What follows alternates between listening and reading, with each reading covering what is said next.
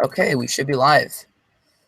All right, so hello everybody. We are here with the one and only Reed Timmer. Thank you so much for joining us, Reed. Thanks for having me. Yeah, we're gonna be doing kind of a overview of the 2016's best storm chases across the year there. First off, I just want to ask you, Reed, how'd you get into weather when you were a kid and stuff? Well, for as long as I can remember, I've loved storms more than anything. Anytime a severe thunderstorm warning would get issued, I get all fired up and run around the house, excited, and always loved the sciences as well. So, I mean, I was probably 5 years old when I got into weather. I think I was definitely afraid of thunder and lightning when I was younger than that. And then maybe that turned into intense curiosity or passion for the science. And from then on out, I just loved weather, and it's just been about following my passion ever since. And I was in Science Olympiad all through school, so I love the life sciences as well. I collected insects until I was about 16 or 17. Then I caught an Eastern Hercules beetle and retired from insect collecting, and I knew that weather was my passion. So went to University of Oklahoma in 1998 and went to school for 17 years there, and storm chased a lot as well, and still storm chasing. So doing what I love every day. Yeah, thank you. All right, so we're gonna head into our kind of overview of the weather events here. We're gonna start out with February 23rd and 24th.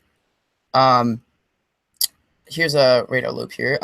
Those were the February 23rd, I believe, was the most active tornado day overall of the entire year across the deep south. And there was a lot of activity as well on February 24th. Over 60 tornadoes there confirmed during the outbreak. There was a lot of wind shear present across that area there made that situation so tornadic. So Reed, you were down there on that day, correct? 23rd? I believe so, yes. What'd you see? Was that the I don't believe I saw a tornado that day. I think that I was late was that the day which tornado was that again? New Orleans Day? New Orleans East? I believe so, yes. This was at the beginning of the year, so this was February 23rd here. I think I put up a video here from AccuWeather on that.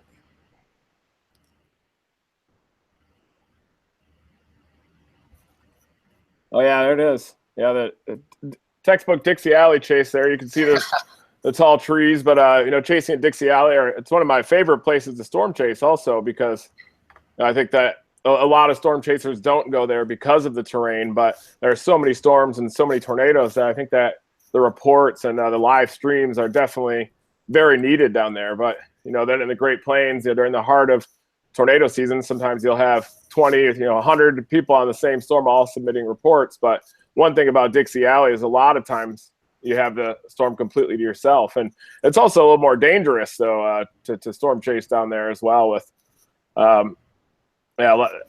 because you can't see the storm a lot of times. They're usually faster moving storm motions, sometimes 50, 60 miles an hour, even 70, 80 miles an hour. Sometimes they're moving that fast. So it's a totally different style of chasing in Dixie Alley, too. In the Great Plains, you can get more aggressive with them, as you'll see in some videos here later on. But in Dixie Alley, you have to position out ahead of the storm and allow it to mature, make sure it has a tornado on the ground, and you're almost chasing open areas in the terrain, planning out ahead where that storm will pass. I know the super outbreak in 2011, we were taking out a ruler to see where the exact path of that storm would be, and then we found the best terrain along that path and then just waited for the F5 to come at us. So, but then a lot of times you'll get burnt in Dixie Alley. Like that day I was chasing, I missed the tornadoes overall on that day. I know the first tornado I did see this year was February 28th. So that was a good day. Oh, 2017. February. Oh, so this is from 2016. Yes. I get it now. Yeah. Let's see here. I think the next one's the snow chase there in Colorado, where you had 40 inches or so of snow there. How was that? Where'd you guys stay in that? Like, well, I've always wanted to chase one of those spring upslope snow events in Colorado. I mean, sometimes you can get 40, 50, 60 inches in the foothills there with orographic lift, and you get the systems, Colorado lows, the surface low intensifies, and you get the intense easterlies on the north side of it. And on the cold side of the system, you can get incredible snow. But one issue is that you a lot of times have to choose between chasing the warm sector or chasing the snow. And on that day, I tried to catch a tornado producing storm early on, just missed it in the warm sector, but did see some funnel clouds and supercells up near I-70 in eastern Colorado, and then came back for the snow portion, which was already starting to hammer the foothills of Colorado. And we had 43 inches there. Stayed in Evergreen. My friend Jason lives there. And the interesting thing is most of that snow came on the last night of the event. So I think you had to get the perfect depth of the cold air, the perfect speed of the easterlies, and depth of, and consistency of the easterlies in the lower layer there. And then right at the end of the event, we probably had 3 to 4 inch per hour snowfall rates and had a quick 18 inches, and that put it over the top in terms of a big time event. That's crazy. I mean, geez, I think the most I've seen is probably 2 feet-ish here in Wisconsin, and that was years ago. Barely even remember. Good. That's a strong total. Yeah. We've kind of been, oops, no, I don't want, oh dear. So it looks like maybe tomorrow night there could be a few feet out here in New York City with this blizzard. We'll talk about that later on, of course. But definitely. That looks very vigorous as well. So next up, I believe, is Ray. Here, I've got a radar loop there. So Ray was one of the best, arguably, tornadoes of last year, structure-wise, with which is really dusty. And Reed, you got really up close and got some absolutely incredible video of that. So how'd you chase that day? How'd you play that? Well, that day there was an east-west boundary across Colorado, as there often is, and then the storms will initiate to the south, where you have more southerlies, the winds aren't as backed, but it's a more mixed environment, and the cap is usually weaker.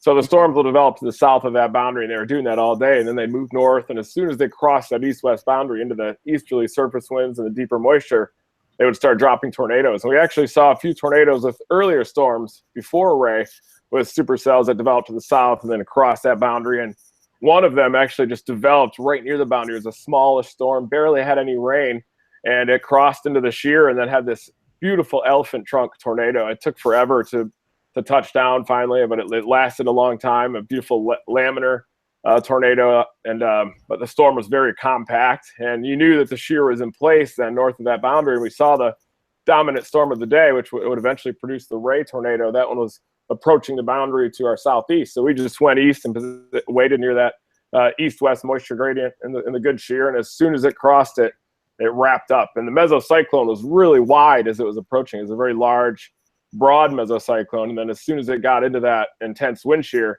it became really compact and tightened up into a tornado. And what made that supercell unique is that it was it almost had characteristics of what you'd see in a land spout with that dusty tube all the way up. But then it had the power of the supercell tornado that you could feel, just being right next to it and see the motion all the way up into the cloud base, the tornado cyclone rotating above it. The RFD was really intense. And as we were approaching from the south, all we had to do was get through all that dust in the RFD. And then there was a clear kind of collar of air around the tornado that we were able to observe it from the south. And it was a perfect type of storm motion to get close to. It was moving south to north. The road there through Ray paralleled it. I knew that we needed to get gas too because we were on empty. And then we basically almost ran out of gas there north side of town, but then coasted back into town and were able to fill up. But that's looking north. They're approaching the tornado from the south. Ah, yeah. Right there in that video. Skip to the So man, that's quite a tornado there. Yeah, and it was a strong one too. I mean, and you could see on the left side, there was a brief moment when it condensed. There was a really small, compact subvortex in there that condensed really quick. And I always say that if you're approaching a tornado that's condensed all the way to the ground underneath a high base storm, then you know that it's strong because it requires a very dramatic pressure fall to get condensation in a drier environment underneath the storm. So you know that the wind field is likely bigger than what you're seeing in the condensation. It's like a likely bigger tornado, but all you can see is the dust cloud. Exactly. Yeah. I mean, dew points that day, they weren't terribly great. I think, like mid 40s, near 50s ish, I think. So that's not usually tornadic dew points, but evidently we had some nice tornadoes that day. Yeah, and in Colorado, anything could happen. The high plains magic kicks in. For sure. I see tornadoes with dew points like 39, 40 out there. Man, I mean, this like what you're saying about the high base tornadoes there. It looks similar almost to the one you guys intercepted out in Nebraska in 2009, I believe, near Grand Island, if you know the one I'm talking about. Yeah, the one that blew the window out. Yeah, June yeah. 2009. Yeah. Yeah, that was a similarly high base storm that had condensation all the way to the ground. So exactly. yeah, it did. Yeah, that's a good comparison. Oh, thank you. All right, so next up, we've got Dodge City there. This is the sounding there from the morning, or no, rather 19Z. So I don't think it's morning then, but so we got some really nice curvature there in the hodograph, especially in the low levels, which yeah, and a bit of a cap there, but ample cape there allowed it to really explode there that day. I've got a radar loop here of it. That should play here. Yeah. There's also an outflow boundary in place there too in Southwest Kansas that it became a little more diffuse with time, but yeah, it became a very strongly shoot environment there in Southwest Kansas. Yeah, I don't think it's showing up too well, but you can definitely see the boundary when they develop here on this. Like right now, it's gonna be hard to do, but yeah, that was another day you got some pretty awesome footage. Yeah, that was another tornado that was perfect to a unique situation where you could get close to it and still be relatively safe. The storm motion was pretty slow and due south to north. And like tornadoes that happened earlier, a few days before that and throughout that week, the tornadoes would move more to the northwest, and they definitely would have a westerly component that you'd have to anticipate. So I would try to pick a north-south road that was a little bit west of the initial path as the tornado was early on in its life cycle, because you'd know that it would eventually do that left-hand turn, and then it would come toward the road that was to the west of it. But it was also large, moving mainly due north with a little bit of a westward component, so I was able to approach from the south to north.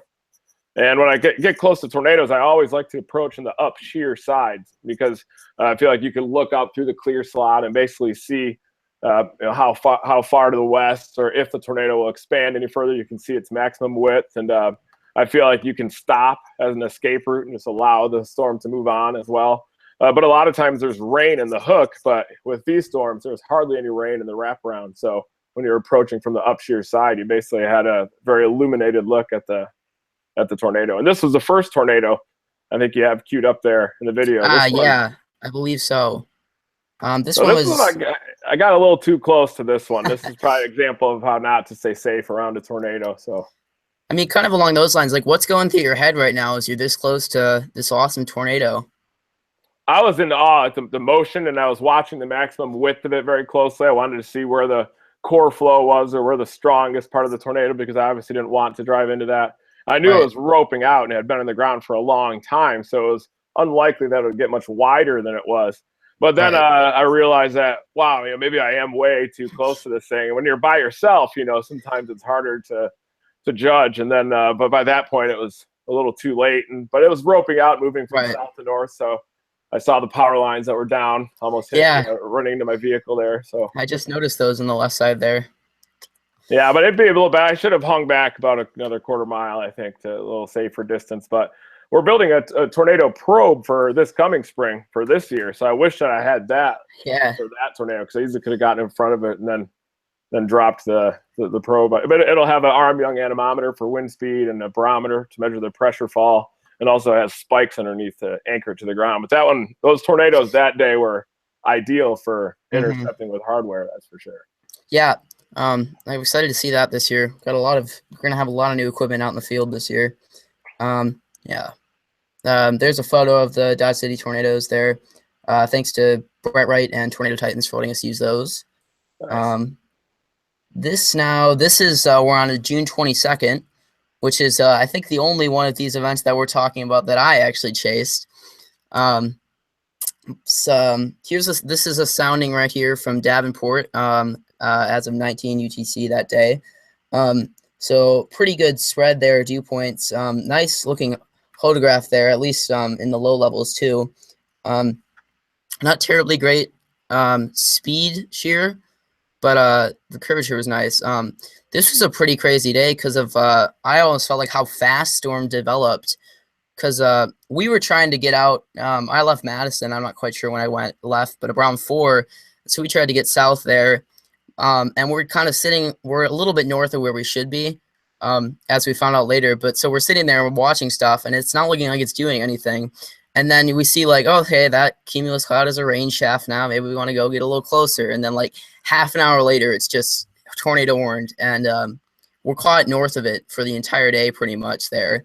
But yeah, so that was a crazy how quick those developed. Yeah, there are high precipitation storms too. There are yeah, lots of rain in the mesocyclone on that day. And maybe those are supercells just to the southwest that were raining or seeding the storms just to the northeast of them too. And there's definitely a lot of energy. I remember the low level jet was really intense toward evening that day. I think it ramped up quite a bit. We were so then I've got a little video from that day too there in there. There's the mesoscale discussion they issued, because initially I was getting a little bit worried after they they issued the mesoscale discussion and then said they'd watch it and you'd be needed within the next hour, and then nothing happened for a little while, and then stuff just went bam. Yeah, there were those little warm advection showers for a while, right? And then finally it was just like past the tipping point. Yeah, here I've got a little video here. That's when we're driving down there. Let's see here. So yeah, we were caught a little bit north of it there. I think so. It's 7:20. This is probably the first tornado warned storm. I sped this up a bit. We can totally see the rotation there in the inflow. Oh yeah, definitely. But yeah, so that was pretty crazy. It was a good day. So you guys actually intercepted one on that day, didn't you? No, we were in the westerly rear flank downdraft circulation. So we probably had straight line winds of 80, 90 miles an hour and got close to the tornado, but I wanted to stay just on the outside of them. But I don't know if you saw Scott Peak's video, though. He had his video was incredible of that one quick tornado or spin up that developed there and then impacted his vehicle. I did see that. That was pretty crazy. He did good there. I was pretty crazy video. Here's where we run into you guys. I don't even know quite where we were, but I think that was you guys in the orange Jeep there. Yeah, that's the last tornado that I saw was on that day. Well, the next tornado I saw after that day was on February 28th, so I had kind of a long drought after June 22nd. Yeah. I just put a little bit of your video in there.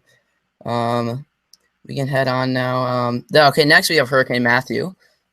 So just a little bit of background on Hurricane Matthew. It was the first Category 5 Atlantic hurricane since 2007. And it caused nearly like $6 billion in damage along the U.S. coast. And Reed, you got in that. Where'd you guys set up, and how was it? Yeah, so we started up just south of Cape Canaveral, and when we started looking at the new model data, it looked like it could barrel into the Florida Peninsula head on as a major hurricane, even in Category 4. And so we were anticipating that, and then it started to curve a little bit more to the north, which is a good thing for the Florida Peninsula. But as it paralleled the coast, we followed it up to near Daytona Beach, where the eye wall wobbled the closest to the shoreline, or at least the outer eye wall. And we had winds that were probably gusting over 100 miles an hour, getting funneled between the barrier island and the mainland there in Daytona, Florida. And then followed it up a little bit further north through Flagler Beach. And but we were blocked by damage in the barrier islands from going too much further north from there. And then it went and became a major rain producer there in the eastern Carolinas, as it just dumped all that tropical moisture and a record-breaking rainfall and devastating flooding up there. Yeah, that was you guys got some great video of that as well. I put in a little bit of a 360 video here in the night there. I love the gas cans on top of the car there. Yeah, it's very important to have gas out there strapped to your vehicle, because a lot of times the gas stations will all shut down, and that's definitely a valuable resource when you're out there chasing a hurricane, is the gas and food and water and that kind of thing. It's different than chasing tornadoes, as you know. You definitely want to be prepared. It's almost like a survival situation in a way, and you don't want to exhaust the local resources at all, or any of the shelters. And as a storm chaser, you definitely want to be prepared on your own for the storm, and to potentially be trapped out there. Even we were trapped in a parking garage, for 2 or 3 days during Hurricane Isaac, and you definitely want to have supplies and prepare for the worst. Let's see here. I'm just trying to fix here. They're saying they can't see the videos here. Interesting. I don't know. It's not really wanting to. Did that do it? Maybe. Sorry for this. No worries. It's probably the 360 video. So Yeah. that was when it was coming in at night. And one thing with hurricanes, when they come in at night, you see the power flashes and the transformer explosions on the horizon, and it's definitely an eerie feeling when that happens. And you know that monster's just lurking, just offshore. And then as those outer bands come in, then it'll illuminate the whole horizon. A lot of times that blue-green color. Yeah. I think then we're on to November 29th, I believe, which was that really large tornado outbreak there down south once again. Is this working here? Yeah, I think I missed the tornadoes on that day as well. I didn't do too well in Dixie Alley this year until the February 28th one, the Perryville tornado. Saw that one, but it's tough. It's hit or miss out there. But there are more storms in Dixie Alley where, but you usually only have one shot at each one to see a tornado. And that day was, I believe the Louisiana was really active there. And I was on several tornado warned storms before and after dark. And, but they were always cycling when I was on the storm. So they were always in between producing tornadoes, or the circulation to be in between cycling. And then it would put one down just off to my northeast. And then it would have confirmed tornadoes just to the southwest. I also got on a storm near Vicksburg, I believe, that day as well. That it was a little broad when I intercepted it, more HP, but then it really got compact as the wind shear ramped up after dark. Yeah. I was actually doing a little bit of a live coverage that day too. I just I like to do that. Oh, nice. There's I have a little blue screen that I use with OBS. This was when it was going into I can't see anymore, but I think this was before they fixed that radar. There was still like reporting the DBZ higher than it actually was right there. So that was pretty crazy. So then that day, that was quite a tornado outbreak there too. I think, second most active tornado day of 2016 there. What did I put on here next? I think this is the water spout here. Nice. One of my personal favorites. So that was a lake effect event. There was a lake effect snow warning, and this is over Lake Erie. And we're just driving along on I-90, the thruway there. And suddenly I look to the north and see a lowering, almost a funnel cloud. And I was like, there's no way that's a funnel. And then accelerated to the next break, pulled over, and it was, condensing all the way down like a nice carrot cone to persistent water spout. It was right along the shore, right along the temperature gradient there. And the lake temperatures were warm in the 40s. The air just above the warmer lake temperatures was very cold. So you had a lot of low-level instability and a lot of stretching. And it produced that water spout. And you can even see a little RFD gust at the end. There was a little snow that kind of wrapped around on the south side before it dissipated. But once it moved on shore, it quickly dissipated because then it lost its low-level instability there. Yeah, that was great. I've never seen really anything like that before. Super cool. That was in New York, right? Right near the just east of the Pennsylvania border. Yep. And extreme western New York, right along the thruway. So that's I-90 looking north. And it was over Lake Erie. That was right along the shoreline there. Very nice. Speaking of that area, might have another kind of blizzard heading for that the coming days. So what's your take on that, Reed? Yeah, well, the latest Euro came out, the 12Z Euro, and just showed a crippling blizzard along the I-95 corridor, including Philly, New York, also Boston, and the latest Euro is trending kind of more toward the NAM, which definitely showed higher snowfall totals and a further west track. I know a lot of the meteorologists and weather enthusiasts here were worried that it was going to trend out to sea and then not have any impacts. But it does look like the Euro is trending toward a major crippling blizzard along coastal areas. There's still blizzard watch, too, that includes New York City, Long Island, and coastal Connecticut. I bet Boston and the Cape Cod area will likely be upgraded to a blizzard warning at some point, too. But the models also have 70 to 80 knots just above the ground at 925 millibars on the north side of that system as it's ramping up. And it's going to undergo bombogenesis, which intensifies It's a Sorry? great term. It's just a great term. I love it. Yeah, it really is. Gets everybody fired up. Yeah. And, yeah, I think those 70, 80 knot winds are going to manifest near the ground as wind gusts easily to 60 miles an hour in the exposed areas. So my plan is to head toward New York City tomorrow evening, and then likely position out on Long Island to cover it for AccuWeather. Probably we'll see some thunder snow too early morning on Tuesday, and so it's definitely going to be intense. Yeah, for sure. All right, so I think that is those are a few of my chase photos there, but I think that's pretty much what we got. Nice. Yeah. Well done. You guys run a great show over there. Thank you. Really appreciate it. Thank you guys so much for being on here. Reed Timmer, everybody. Thanks so much for having me. Yeah, really thank enjoyed it. So we'll have to do it again after this storm season. I love that. That'd be great. Thank you. All right. So